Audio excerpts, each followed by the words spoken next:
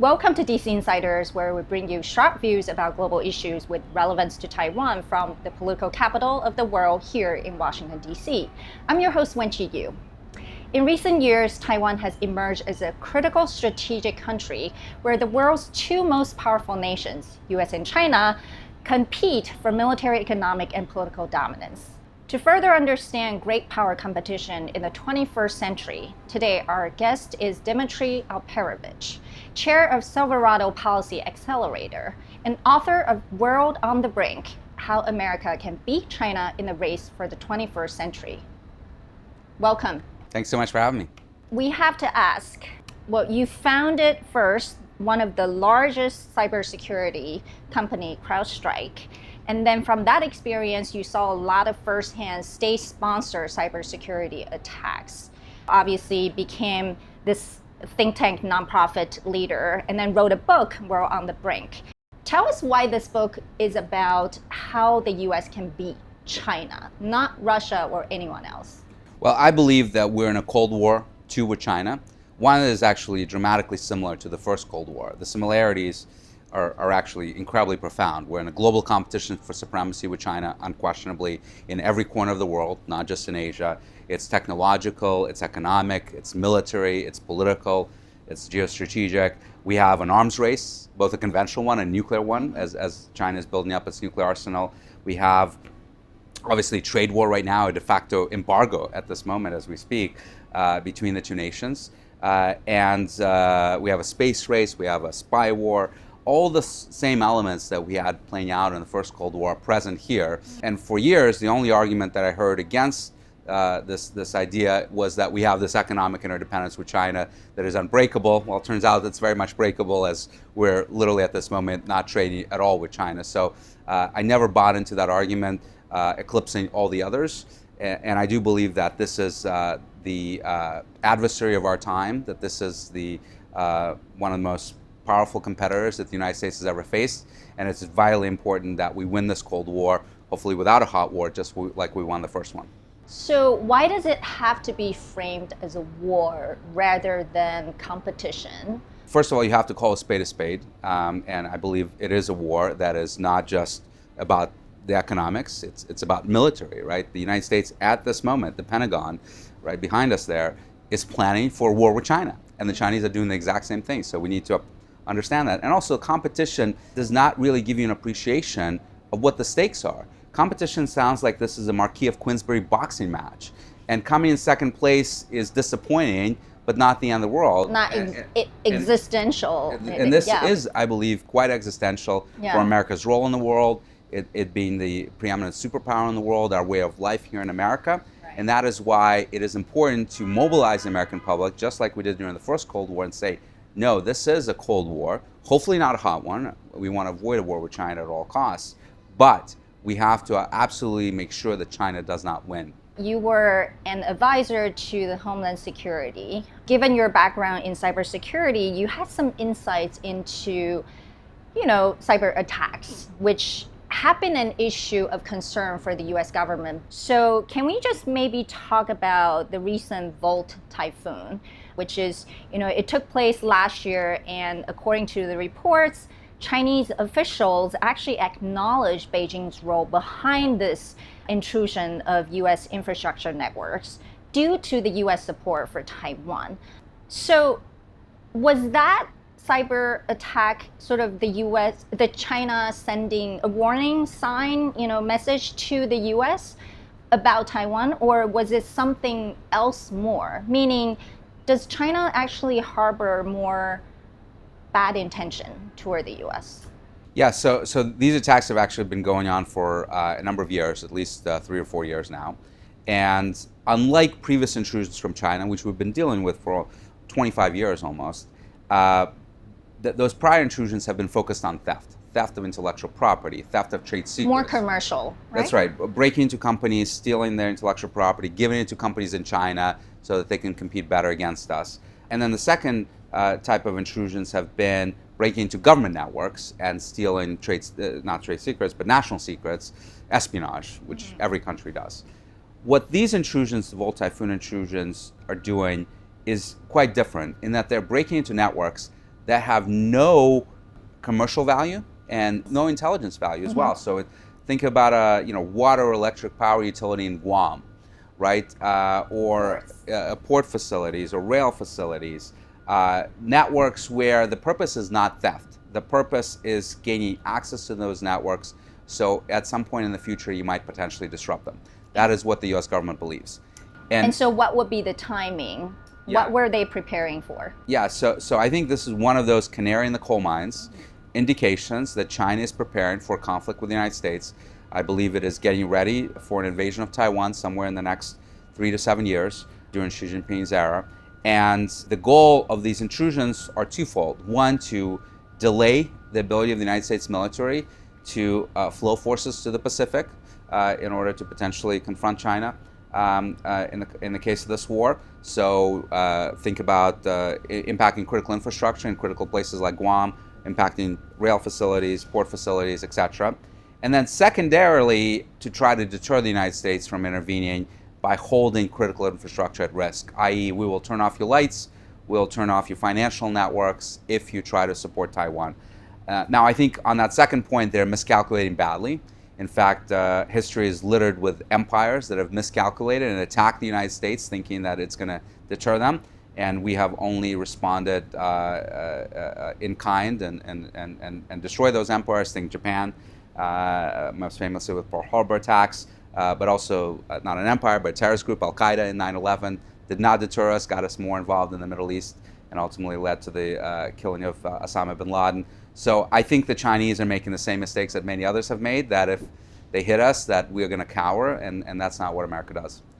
Do you think they're actually trying to use those tactics to scare the United States, or in their mind, they're trying to defend themselves? Well, look, obviously the Chinese view, which I strongly disagree with, is Taiwan that belongs to China, and they're just acquiring back its territory. So anyone that stands in the way, by their own view, would be an aggressor, not themselves, of course. So I'm sure they're thinking about it that way. But I don't actually think that these actions are in response to anything that the United States has been doing on Taiwan. In fact, it's a little bit unclear. The reporting in the press about Chinese acknowledging the responsibility for World Typhoon is a little murky, because what apparently had happened in the meeting during the Biden administration last year is that the Biden administration was pressing the Chinese in Geneva on this issue, and they didn't acknowledge that they were responsible, but they immediately went on the attack mode and said, well, you're doing all these things in Taiwan. So they never actually said, we are doing World Typhoon. 对于此类缺乏证据的无端指控，我们已经多次表明了立场。中方一贯反对各种形式的黑客攻击，我们更反对出于政治目的散布针对中国的虚假信息。And I'm not even sure that the person that they were meeting with actually had any insight and knowledge about World Typhoon attacks and was briefed on it on the Chinese side. Fascinating. Yeah. Well, thank you for that clarification. But aside from Volt Typhoon, and previously there was that Salt Typhoon, maybe you can explain to people how these two typhoons are different and why was that a concern to the U.S. as well? So Salt Typhoon is a different type of intrusion. It's an intrusion into U.S. telecom sector where the goal is espionage. And so commercial companies like... Yeah, major telecom providers in the United States and the goal is not to steal their intellectual property or trade secrets. The goal is to tap into the phones and communications of government officials. So famously, to spy on J.D. Vance during the campaign, his text messages were intercepted by the Chinese, according to the U.S. government. So those are the types of things that, frankly, every nation does, right? If you're not, as a signals intelligence agency, breaking into telecom infrastructure to spy on the communications of foreign leaders and foreign government officials, you should close up shop and go home. So while it is incredibly concerning that the Chinese were able to do this, it is actually more concerning that we let them, and that we have not been able to do a good job of protecting our networks against this type of intrusion, because this is what's expected to happen, not just from China, but Russia and Iran and all sorts of adversaries and maybe even friends that want to collect intelligence. The telecom networks are the prime target for them. From the Salt Typhoon example, was it that the Chinese capabilities have grown in such way that they were able to attack the US system better than other countries, or was it more of a vulnerability of the US system? We are very vulnerable. It's not just the Chinese. The Russians famously infiltrated our government networks during the SolarWinds episode back in 2020. So adversaries have been able Adversaries are doing this all the time. The Chinese have gotten a lot better. I've been involved in tracking Chinese intrusions all the way back to 2010, and they were quite sloppy. They were noisy when they were inside those networks. They've gotten much, much better, and they're now certainly in the top tier of cyber threat actors. Again, what do you think they're trying to achieve? Well, you have to look at the separate issues, right? So on the IP trade secrets theft side, it's really economic dominance. It's trying to undermine Western competitors. So even in those areas, that's also state-sponsored? Yes, absolutely. It is all state-sponsored in furtherance of the goal of the state, which is to become the world's preeminent superpower, military and economic. So the IP theft, the trade secrets theft, is designed to fulfill the economic part of the mission. The espionage piece is just what every state does to gain an advantage over others. And then the Volt Typhoon piece, I think, is a warning sign that they're getting ready and preparing for military action against the United States. Most likely Taiwan, maybe South China Sea as well, but Taiwan certainly at the top of mind. Beyond cybersecurity, what are some of the other technology areas that the US should be very mindful of China? Well, I believe that in order to win the race for the 21st century, what I wrote the book about, that there are 4 critical technologies we absolutely have to dominate, and 2 components to those technologies without which we can't build them.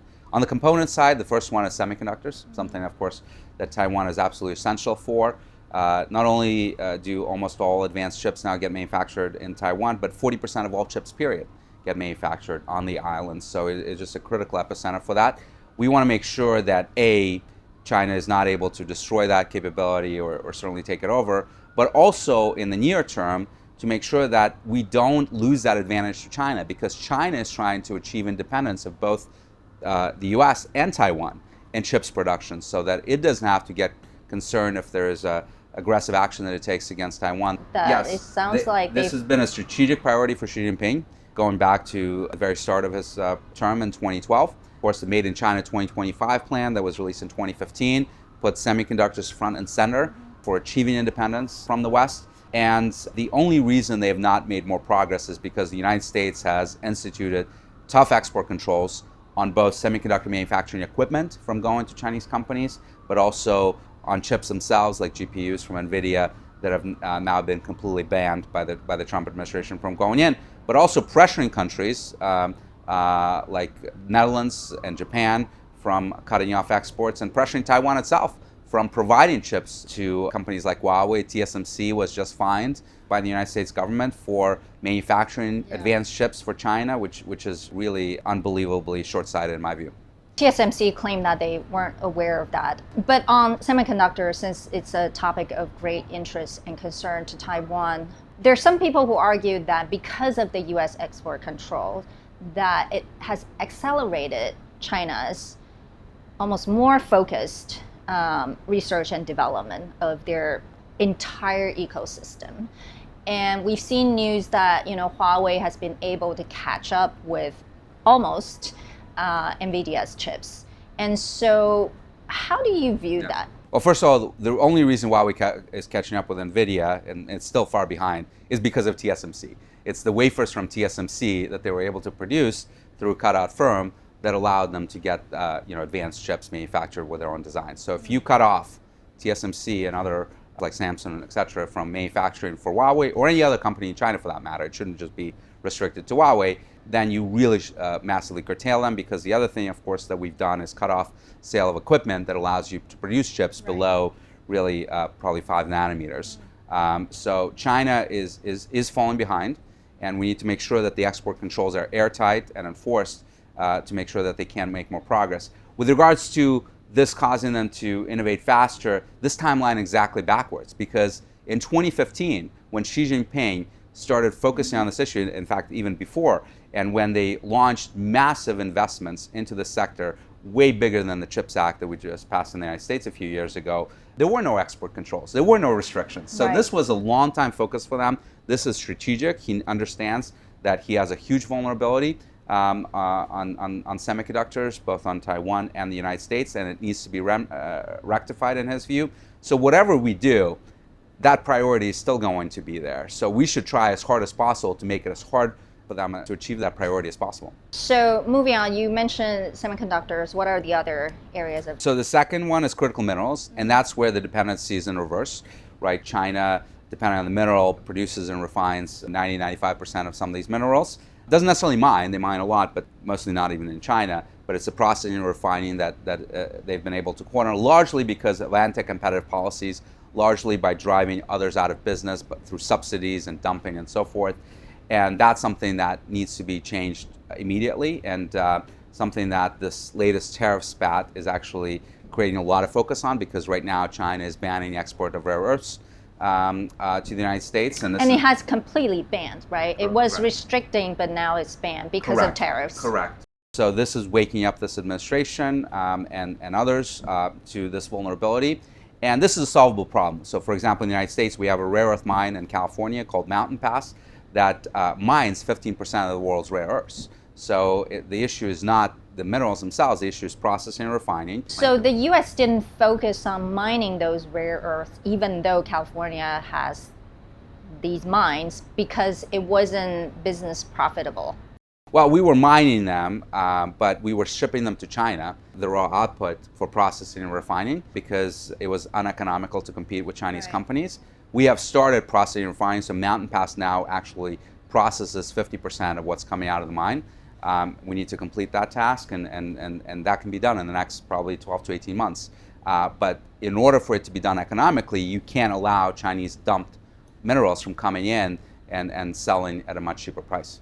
Now, what about the recent agreement between U.S. and Ukraine about, those minerals? Is that related to that as well in terms of making sure the U.S. has this? Yeah, I think that's more about Ukraine. Look, there is no shortage of these minerals. Rare earths are not rare, and even lithium resources and other things that this agreement covers are widely available. It's not about going to every place that has those resources. It's looking at whether it's economical to extract it out of the ground, whether it has good energy infrastructure and transport infrastructure to get it to where it needs to go. Of course, Ukraine is in a conflict right now, a war that I don't think is about to end anytime soon. So I think this, as the president had said, this is much more about tying Ukraine more to us in an economic way to reassure them about United States commitments to them. But it is not going to address our needs. And again, our needs are, there is some mining that needs to be increased for sure, but mostly it's about processing and refining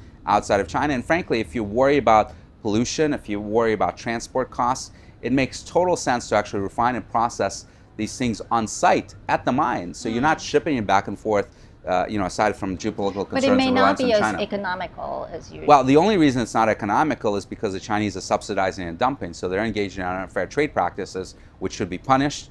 And if you do so, if you level the playing field and let free market act as the way it's supposed to, then the right place to do these things is at the mine, whether it's in the United States or in Chile or in Australia and Canada, lots of places.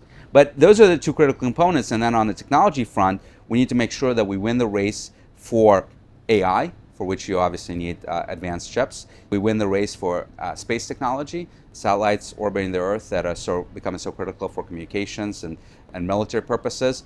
Biotech and medical sciences, and not just in the medical sphere itself, but also manufacturing new materials that could potentially solve our energy issues in the future. Obviously, AI and chips will be absolutely essential to that.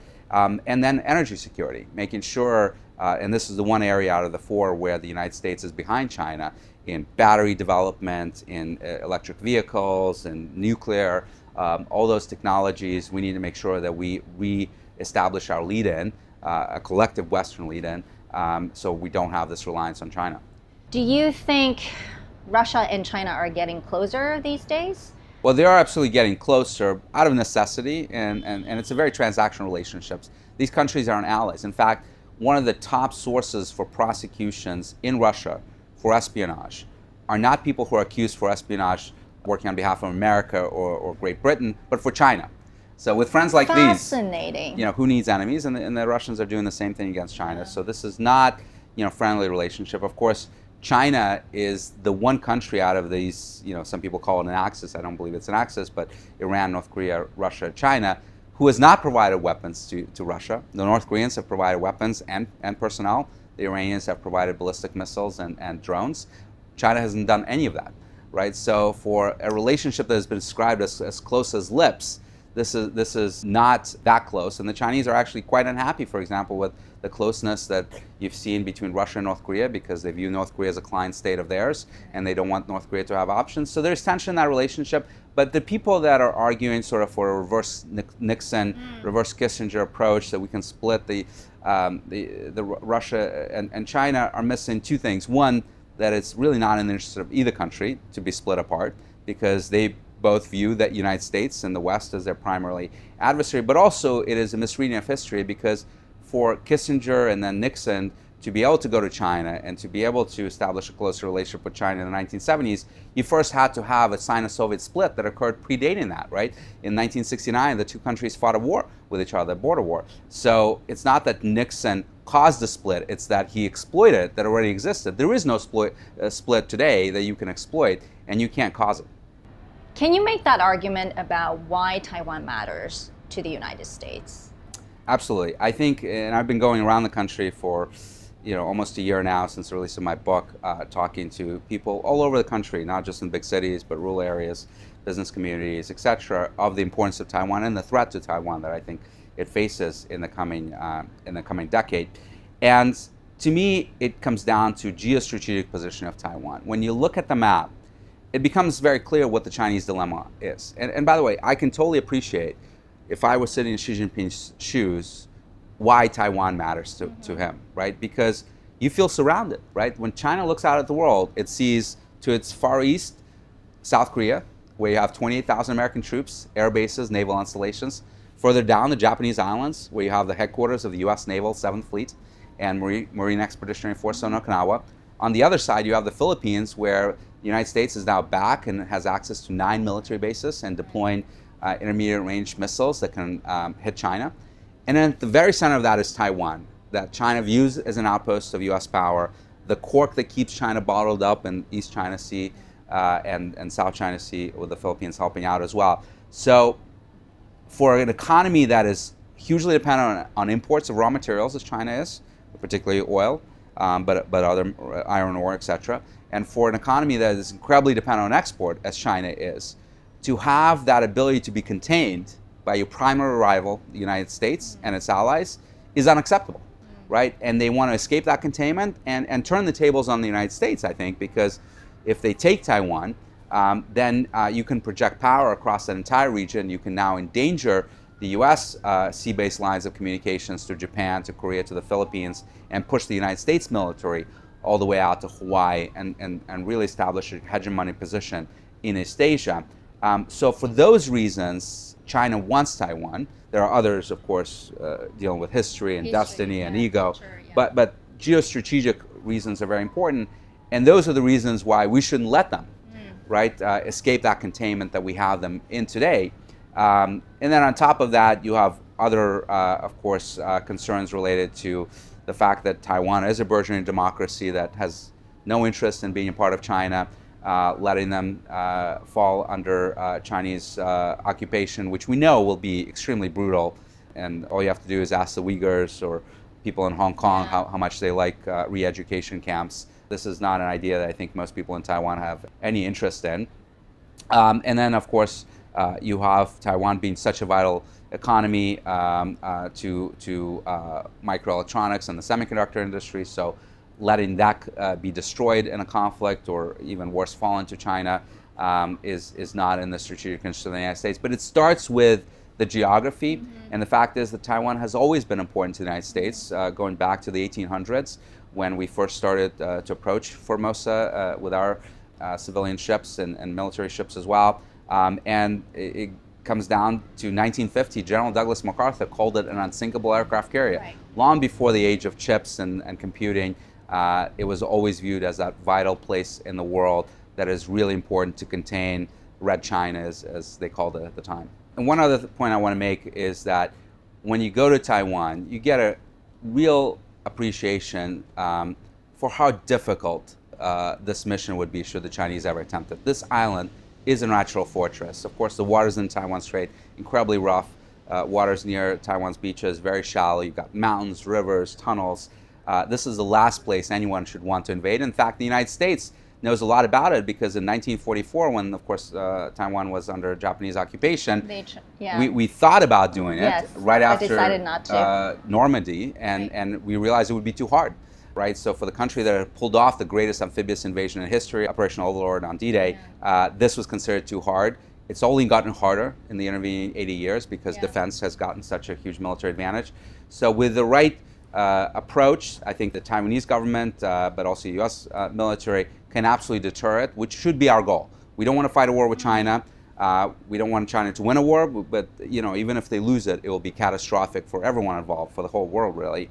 Well, thank you so much again. We'll hope to have you back. I appreciate it. Thank you for watching DC Insiders. Please follow us on social media to get the latest episode. See you next time.